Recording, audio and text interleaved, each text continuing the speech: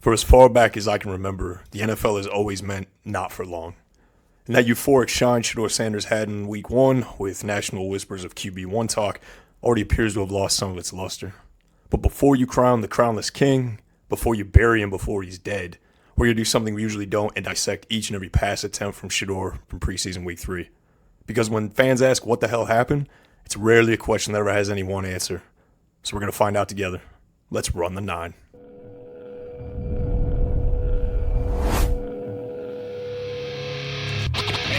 You do it like this.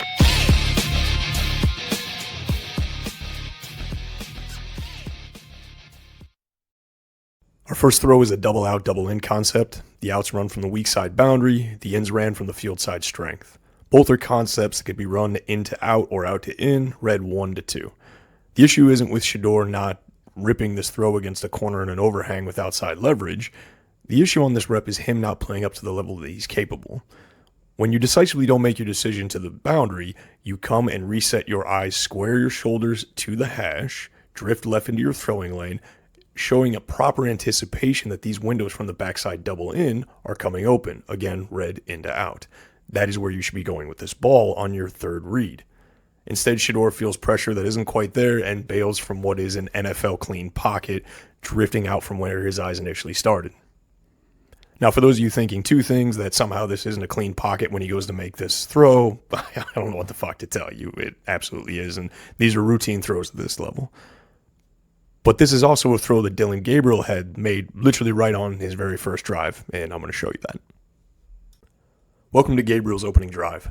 This is the same doubles concept with one small twist. The Browns reset the formation pre-snap by sliding the Y. Gabriel doesn't like his primaries against outside leverage and smartly resets his eyes to the middle of the field. This shows both anticipation and understanding of how these offensive concepts should be read and executed as to how they stress the defense. He stands as tall as he can and then basically throws a dart right over the middle for an explosive play. Second would-be throw isn't too terrible. I know some are going to hate it. I suppose that's why the term breakdown is such a misnomer, I believe, because so much of this game is about interpretation, and interpretation is always subjective. Anyway, the Rams walk their strong safety over the Y, and the man declaration is pretty obvious post-snap. This concept is read 1 to 2, Y to running back, even though he's released fast 3. That's when the third receiver from the backfield has an immediate quick release with no check and no pass protection. The moment the DB soaked up the contact on the Y, Shedeur should have just turned and ripped this to his running back's upfield shoulder and let him work to see if the linebacker could recover. As silly as it sounds, that's really exactly what you want in these situations. You put the stress on defenses to make plays and tackle in a league that is really now built on working pass catchers in space. Second drive, first throw. It's Y basic off a 7-step drop where they reset the formation strength of the Y. It plays like a flood read, goes high to low from 1 to 2. Although Shedeur really never got an opportunity to work that progression because after his back foot hits, pressure begins to arrive. Jason Ivey does an okay job riding out the rush from the 9-tech vertically and away from Sanders, and Shedeur does a solid job beginning to step up and climb the pocket, but as he does that, the left guard is losing his block integrity as the formers are happening, and interior pressure will always destroy your quarterback working these sort of concepts. Tackles can ride a rush out wide or out vertically, but there really is nothing to be done when you have pressure directly in your face. I can't blame Shedeur for how this went. The Browns' O-line wasn't as terrible start to finish as a lot of fans would have you believe, but this sort of rep right here is the start of things that they make your quarterback a little gun-shy. If there is only one caveat I have in my perfectionism moving forward is that once Shedeur pulls up from the fake and finds the high safety, his eyes should immediately begin working against that rotation. Of course, he's really not familiar with playing from under center too much, and even with that, like I said, with the pressure, this still really isn't on him. Second drive, second throw, this one from empty. The Browns have reduced splits to the strength and run double chips to the tackles to give their edge protection an extra boost. At the strength, you have a concept that plays a lot like Hank, with the flat route developing late from the tight end on a chip and release. This extra pass pro help gives the wide receivers time to get to their landmarks downfield, being that this was third and long. This play is also read in to out, depending on where a quarterback begins his eyes. The pocket integrity at the professional level, while not amazing, is still well enough for a quarterback to work this progression properly. But Shedeur gets his eyes held up too long working in to out that the tight end on the chip and release has become less of a viable option for check down. The curl defender has been given too much time to recover flat. Instead of being decisive, snapping his head and hitting the outlet option, he again bails to his right but almost puts up an amazing connection to the halfback as he breaks his route vertical on the scramble drill. Two issues I have with this play. When reading coverage triangles pre-snap, when you see a 3/2 that consists of two high DBs and one of those points in the coverage triangle coming from a 2-point edge rusher, this means you generally want to work your progression towards the potential action of said pressure. Throwing where the blitz is coming from, I'm sure you've probably heard tons of people say that before. Another reason I say this is because safeties will always favor helping in coverage where their weakest second-level defender is.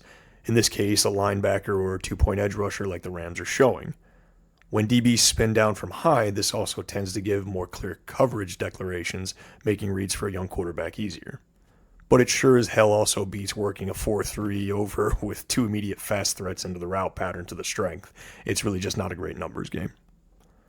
Had Shedeur started his progression high-low weak side, he would have seen the safety spin down to close space to help the dropping linebacker, and then work back to the middle in this quasi-robber look. The expand from the linebacker tracking the halfback and the safety back to the inside begins to create a window of lateral separation for a throwing lane as the wide receiver works the stem back down to his quarterback to look for a throw.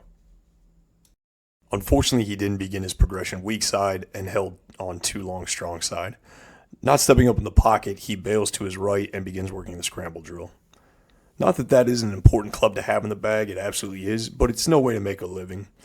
What separates a good NFL quarterback from the rest is that they have their eyes in the right places, and then when they don't begin their eyes in the right places, they process fast enough to get them where they need to be. Considering Tyler Huntley ran this concept and connected later on in the game on the 2-minute drill, I'm putting this rep squarely on Shedeur. Third drive, first pass. You notice Sanders reads the +1, the 3/2 to the weak side properly. This pushes his progression to be read to the strong side where the Rams are running 4/3, with the fourth being another 2-point edge rusher. Shedeur wisely begins his progression to that side of the field to find post-snap that the boundary safety is inverted with the corner bailing in cover 2. The Browns call another form of flood. This concept is read high to low on a stress of the flat defender. This call is a bit odd in a sense because generally you don't see a running back on a fast release to the boundary. There's just not much field there. But also doing so does create a strong cheese for the flat defender to push down quickly to his assignment. Now I want to take a moment to acknowledge some smart gamesmanship from the boundary safety. Knowing he doesn't have much space to cover, he actually stalls his downhill drive over the number 1 and muddles the read.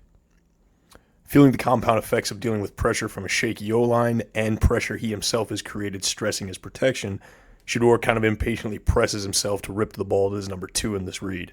And that same boundary safety who muddled things begins to make the tackle in just a fantastic play.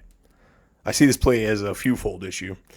You have your first throw coming off the sidelines after missing big on some easy concepts. You haven't been finding your outlet option fast enough. Now you get just enough traffic at your number 1 that you quickly hit your number 2. While the lack of patient anticipation is on Shedeur, this kind of also reminds me of something a coach told me when I was a kid. He told me that if I'm going to make a mistake, make it going full speed. Because it's a hell of a lot easier to correct when you're going full speed. And that is exactly what Shedeur did here. He made a mistake, but he did so going full speed. Onto the second pass of the same drive. Browns in 11 personnel, and resetting the strength of the formation with motion, this creates trips and speed at the 3. Now what I mean by that is simple. It means that the previous 2 in the formation now becomes the number 3. You tag the receivers from 1 to 3, out to in. Speed at 3 is generally viewed as a wide receiver, although there are exceptions for incredibly great tight ends. It's called this because the 3 off motion is where you tend to draw matchups on safeties along with nickel and dime backers. So defense like to sort of tag this by saying this is speed at 3. This is where you tend to get your most vertical threats. Post-snap, this concept unfolds a lot like dagger, but you toss in the Y on the shallow. The number 3 threatens the strong side safety vertically, who now has to carry that wide receiver in match coverage. This helps to remove any low-hole middle field robber, also called a rat, and allows the dig developing behind it to come open. You combine this with the Y on the shallow drag for that lateral separation, it creates both a high-low and in-to-out threat that is read 1 to 2. While this is all good and well, the O-line faltered here before Shedeur could really get set to throw to the anticipated window on the dig. They allowed too much pressure from the backside weak edge, and eventually they cleaned it up for a sack. You may remember this throw on a similar concept in week 1 that earned Shedeur a lot of spotlight and praise for how he drifted away from the pressure and delivered while taking a hit. This is almost that exact same design, only the pressure was just a split second faster, the route just a split second slower, and the results wildly opposite. Shedeur still really hasn't grown those eyes in the back of his head to feel and escape pressure at an elite level without it costing his downfield vision. As much as I would love to see him pull this play off like week 1, I really can't blame him entirely for this sack. Your O-line has to hold up and give time for their rookie quarterback. Again, yeah, it would have been great to see him play Houdini once more, but at some point the professionals on the other side will make you pay. And that split-second difference I mentioned was the difference between a big first down conversion and now a big third down sack. 4th drive, first throw. The Browns come out in a YY look. YY meaning 2 inline tight ends. They end up running a weak side zone bluff boot action. And the strong side 9 technique, the edge, who was set to crash backside, does a great job reading the quarterback boot and peels to pressure. Sanders has just enough short area quickness and magic to make a miss. At this point, what I really want to see anytime you've had a blown up play is for him to get outside the tackle box as he looks to work the wide receiver scramble drill. But the moment you feel further backside pressure and as a quarterback you have to kick in your escape to second gear, throw it away. The very last thing you should be risking as a quarterback is getting an ankle picked by diving pursuit, someone trying to make a roster in preseason, and you end up tweaking something by taking an awkward fall. I admire Shedeur for doing all that he can to get as much as he can, but this play isn't on him. It was a great defensive play by the Rams' edge pursuit, but learn to tip your cap to the professionals on the other side, throw the ball away, live to fight another down. Same drive, very next throw.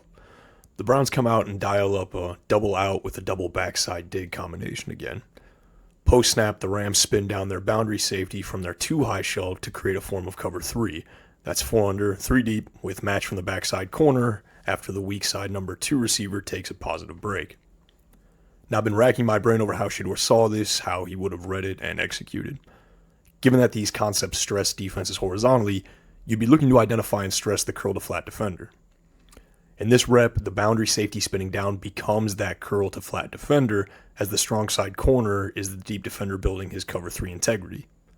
Now, seeing these corners get a bit jump happy, that both the strong side corner and strong side safety are outside leverage of the number 1 and number 2, if you're a quarterback feeling like your offensive line isn't holding up, what you want to do is continue with the half field progression. Take your outlet, throw to the halfback as the number 3, and let him find space to work. Sanders not liking any of the front side options, possibly having some earlier throws being blown up still fresh in the back of his mind, begins to work to the middle of the field to the backside double dig. Now, working from front to back is essentially a constant turn and sweep. Your eyes will locate the weak hook defender, the single high safety, and with that, the weak side curl and match. This means that your eyes as your shoulders are in a constant smooth motion until your throw. You'll be looking to target your final read. Remember pre-snap that it was against the corner aligned high and outside. So your work in proper timing combined with route leverage and depth from the wide receiver have this concept available and open as your eyes arrive. Now, you first have to hand it to any rookie looking to work a full field progression. This would have gone from front side 1 to 2, working backside into out 1 to 2. Now, which he appears to have a bit of a handle on until pressure at the left tackle begins showing up. Now, this is where Shedeur needs his most work. Had he probably begun his vertical climb to the pocket when resetting his eyes, and as his back foot hits his step, he would have bought just enough time to have put up a throw to this backside dig in a tight yet pressure-filled pocket. But that is, in essence, playing quarterback in the NFL. You won't always get the most ideal space to work with, and as a pro passer, you'll be asked to do things like throwing off balance, throwing off angles, resetting platforms, resetting your shoulders constantly. While I appreciate the attempt for a full field read, the biggest thing I don't like about this rep is how quickly Shedeur bails from his front side progression. The second thing was to further stress his protection by not vertically climbing the pocket once his eyes began to reset to the backside and that back foot hits his drop after the snap. These things have to become second nature and done in sync. This marries protection and timing to route concepts. Without it, you cannot stress defenses to their totality. And I won't pretend that this is the last year's Eagle offensive line blocking for him, but I expect more. This was supposed to be a first-round talent who fell not because of talent reasons. However, this is a fundamental staple of quarterback play, and having a quarterback depth of drop damn near 10 yards means that your offensive tackles are always going to be stressed to their outside shoulder because rushers now know that you refuse to negate their upfield attack by climbing back into the wall of the protected pocket. So there really is no punishment for over pursuit upfield when they know you'll simply be sitting there waiting for them. Fifth and final drive. Now, I included this rep because of the throw not taken. Honestly, it might be the worst of all these plays, and I doubt you found anyone who has called this particular rep out for how bad it was. For starters, in many of these too high systems these NFL defenses run, they help to negate the lack of immediate +1 help, that would be the high DBs spinning into the box to fit the run, by aggressively involving their overhang defender or nickel, either with called pressure or by quickly triggering when keying on run. The Rams in this case call nickel cat blitz, and Shedeur correctly has his eyes on the overhang defender as he should.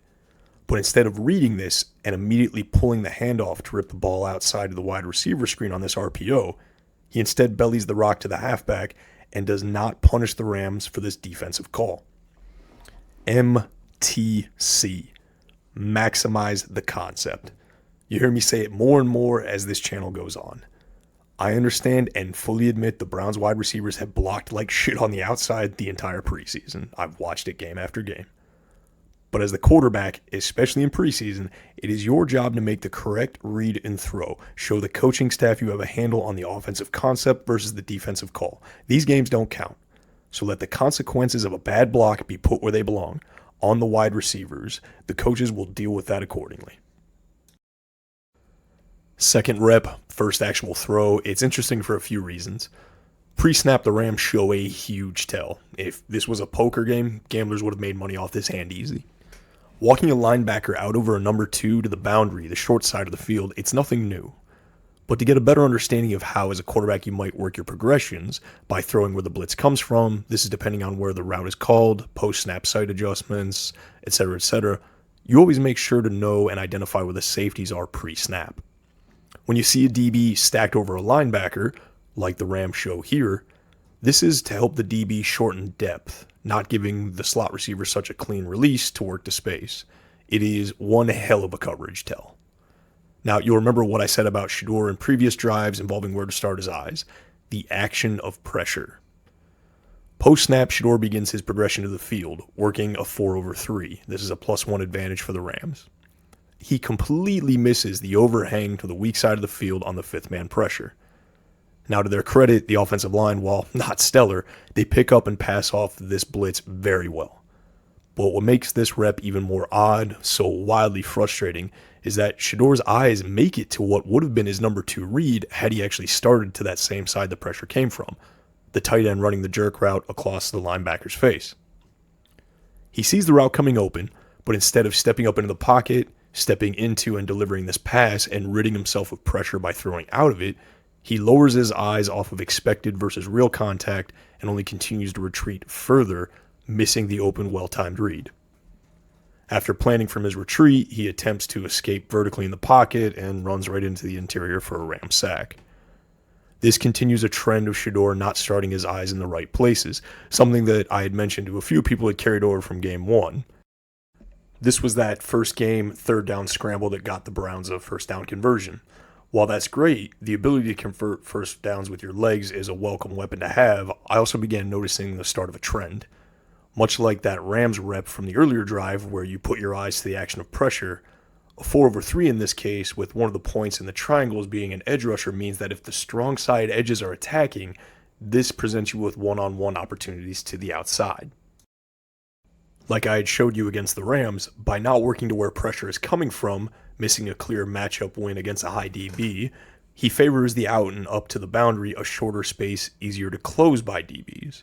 Shedeur brings his eyes to the wrong side of the field on this play, but is fortunate enough to have the wheels to get away from a much larger interior defensive lineman. This brings us back to the present of the Rams game, where Shedeur's good fortune ran out as more athletic bodies were able to get home on the pass rush. This was the difference between Game 1 and Game 3 on the field. In the media, the difference was that with 2 touchdowns thrown, pundits and fans tend to gloss over these sort of subtle yet serious misses from Game 1. It actually reminds me of a quote from Coach Saban.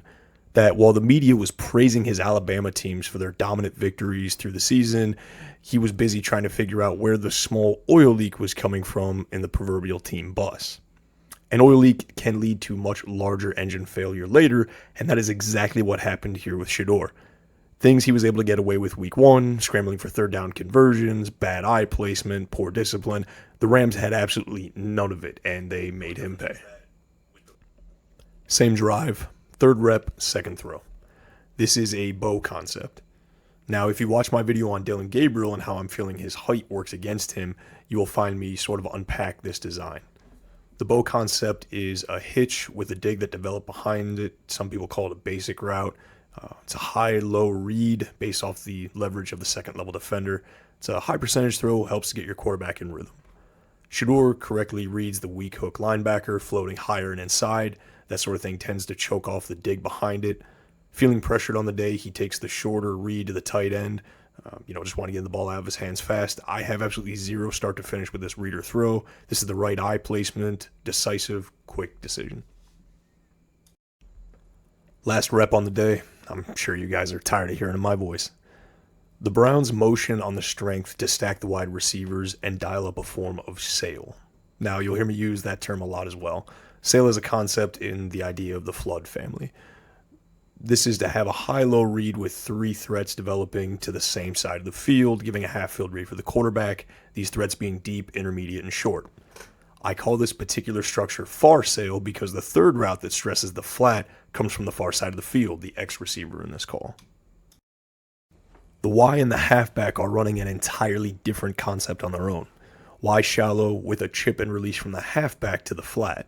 This creates a high-low read to that side as well, but in combining these two concepts, especially the action from the weak side far X and the strong side Y, you punish man coverage with their routes because they act as something of a mesh to disrupt the pursuit of second-level defenders. Something I'll touch on in a later video. I believe this is the Tommy Rees effect on this Browns coaching staff and the improvements I'm seeing to the Browns passing game.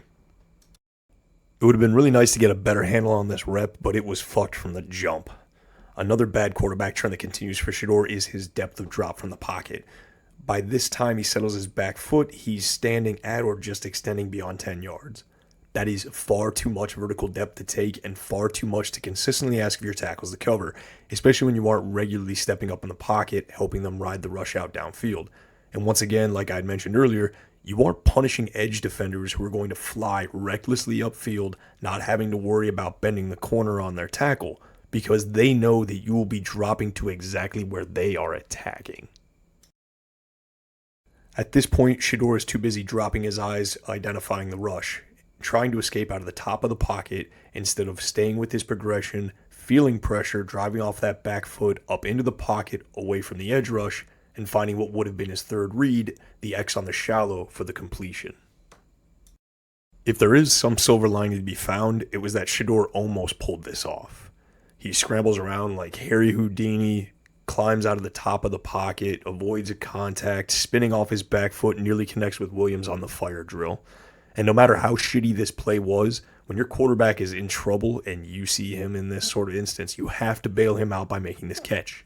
That isn't to excuse the poor quarterback work from Shedeur, not in the least. But when the ball comes at you after your quarterback beats the pass rush odds, reward his effort. Watching Shedeur and the Browns offense reminded me of a scene from my favorite football movie of all time, The Replacements. R.I.P. Gene Hackman. Keanu Reeves as quarterback Shane Falco, sharing a story on his fear of quicksand. You're playing, and you think everything is going fine, but then one thing goes wrong, and then another, and another. And you try to fight back, but the harder you fight, the deeper you sink. Till you can't move. You can't breathe. Because you're in over your head. Like quicksand.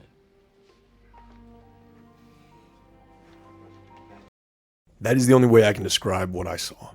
I watched a bunch of young players giving their blood, their sweat, but still struggling and still sinking. Sure, they played fast, they tried to play hard, but they didn't play technical. They didn't play sound, smart, cohesive football, and the results were obvious. Regardless of the predictable and idiotic fucking responses that are sure to come from the local and national media, Shedeur was never the savior, and we sure do not need to make him the scapegoat. As the quarterback, he is by default going to receive far too much praise and far too much vitriol, just like any quarterback does. But let me be clear, he did struggle. I reference his talent, and he is talented, by all accounts hardworking and capable. But he wasn't talented enough to elevate the play of those around him that he was asked to lead against the Rams. And I believe that's a talking point so many in the media are missing. If he was too good for third string and was quarterback one material not 2 weeks ago, then his flaws should have been minimal while the rest of the offense has been magnified. Instead, his problems were reminiscent of a combination of both Baker Mayfield, with the incredible stress he put on his offensive line at times, combined with the routine play-to-play inefficiency of Johnny Manziel. And like both those quarterbacks, I had to listen to annoying-ass fan bases who followed them from their college towns to Cleveland, unwilling or unable to accept that their golden calf was incapable of poor play. But to Shedeur's defense, when he had his eyes in the correct places, the offensive line did him no favors in allowing pressures. Yes, the bulk of what that same O-line was just cut today as expected, but it is worth considering some of those same offensive line cuts did play snaps with Dylan Gabriel, and he was the superior quarterback in this matchup. Shedeur being pulled for his final drive serves two purposes. It helps the coaching staff to elevate where he was at by contrasting how Tyler Huntley does with that same offense, and it sort of protects Shedeur from himself.